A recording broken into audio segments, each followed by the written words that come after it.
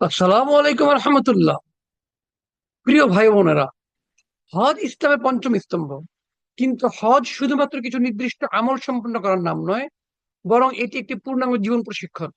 হজ একজন মানুষকে ইমান, চরিত্র, শৃঙ্খলা এবং নেতৃত্ব শিক্ষা দেয়। অর্থাৎ হজ ইমান, তাওহীদ ও আত্মশুদ্ধির শিক্ষা দেয়। হজ সামাজিক শিক্ষা ও মানবিক মূল্যবোধ বৃদ্ধিতে সহায়তা করে। হজ ও নৈতিকতা, শৃঙ্খলা ও জীবনের বাস্তব শিক্ষা দেয়। এবং হজ রাজনৈতিক জীবনে হজের শিক্ষার প্রয়োগ ব্যবস্থা করে দেয়। প্রথমত, হজ আমাদের তাওহীদের শিক্ষা দেয়। লক্ষ লক্ষ মানুষ একসাথে লাব্বাইক আল্লাহুম্মা লাব্বাইক ধ্বনি উচ্চারণ করে ঘোষণা করে, হে আল্লাহ, আমরা একমাত্র আপনারই বান্দা, আমরা শুধুমাত্র আপনারই অনুসারী। হজ আমাদের শিখায় জীবনের প্রতিটি ক্ষেত্রে আল্লাহর কাছে আত্মসমর্পণ করতে। হজ আমাদের আত্মশুদ্ধি ও তাকওয়ার শিক্ষা দেয়। একজন হাজী গুনাহ থেকে বেঁচে থাকে, ধৈর্য ধারণ করে এবং আল্লাহর সন্তুষ্টি অর্জনের চেষ্টা করে। তাই হজের পর একজন মুসলিমের জীবন আরো পবিত্র এবং আল্লাহ ভীরু হয়ে ওঠে। হজ আমাদের সমতা ও ভ্রাতৃত্বের শিক্ষা দেয়। হজের মহিমা ও ভ্রাতৃত্বের এক অপূর্ব নিদর্শন।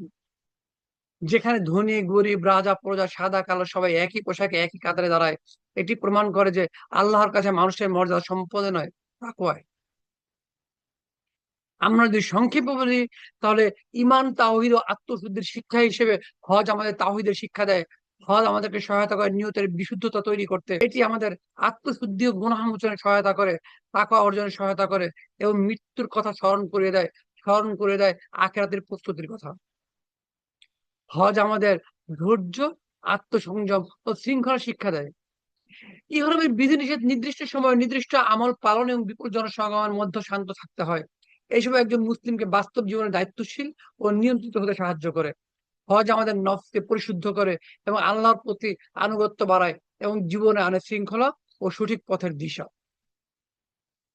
অর্থাৎ সামাজিক শিক্ষা ও মানবিক মূল্যবোধ হিসেবে সমতা ও ভ্রাতৃত্ব তৈরি করে, অহংকার পরিত্যাগ করতে সহায়তা করে, ধৈর্য সহনশীলতা বৃদ্ধি করে, পারস্পরিক সহযোগিতা করতে সহায়তা করে এবং ভ্রাতৃত্ব ঐক্য গড়ে তোলে। হজ আমাদের ঐক্য ও নেতৃত্বের শিক্ষা দেয়। বিশ্বের বিভিন্ন দেশের মুসলমানরা একত্রিত হয়ে উম্মার শক্তি ঐক্যের বার্তা দেয়। একই সঙ্গে হজ আমাদের শেখায় নেতৃত্ব মানে ক্ষমতা নয়, বরং মানুষের সেবা করা এবং ন্যায় প্রতিষ্ঠা করা। অর্থাৎ নৈতিকতা, শৃঙ্খলা ও জীবনের বাস্তব শিক্ষা দেয় হজ। শৃঙ্খলার সময় ব্যবস্থাপনা করা শেখায় হজ।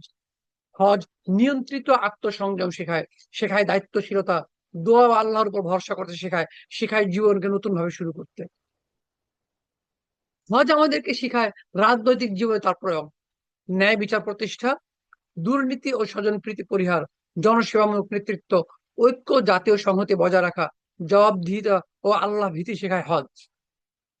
হজের প্রধানতম শিক্ষা হচ্ছে আল্লাহ এবং রাসূলুল্লাহ সাল্লাল্লাহু আলাইহি ওয়াসাল্লামের প্রতি ভালোবাসা, ধৈর্য ত্যাগের অনুশীলন। উম্মার ঐক্যের প্রতীক হচ্ছে হজ।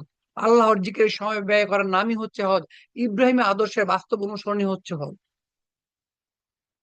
হজের প্রকৃত শিক্ষা হলো ইমানকে শক্তিশালী করা, চরিত্রকে সুন্দর করা, সমাজে ভ্রাতৃত্ব গড়ে তোলা এবং জীবনের প্রতিটি ক্ষেত্রে আল্লাহর আনুগত্য প্রতিষ্ঠা করা।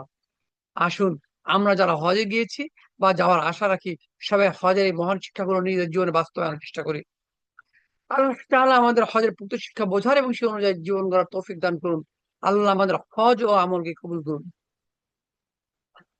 এই বিষয়গুলো, অর্থাৎ ইমান, তাওহীদ ও আত্মশুদ্ধির শিক্ষা, সামাজিক শিক্ষা ও মানবিক মূল্যবোধ, নৈতিকতা, শৃঙ্খলা ও জীবনের বাস্তব শিক্ষা, রাজনৈতিক জীবনে হজের প্রয়োগ, সবকিছু যদি আমরা বিস্তারিত জানতে চাই, তাহলে আমাদের এই বিষয়গুলো পরিপূর্ণরূপে বুঝতে হবে। আসুন, আমরা আল্লাহ সুবহানাহু ওয়া তাআলার কাছে দোয়া করি, হে আল্লাহ, আপনি আমাদের হজকে কবুল করুন, আমাদের আমলকে কবুল করুন এবং হজের শিক্ষাগুলো বাস্তব জীবনে প্রয়োগ করার তৌফিক দান করুন। হে আল্লাহ, আমাদের হজকে কবুল করুন। রব্বানা তাকাব্বাল মিন্না ইন্নাকা আনতাস সামিউল আলিম।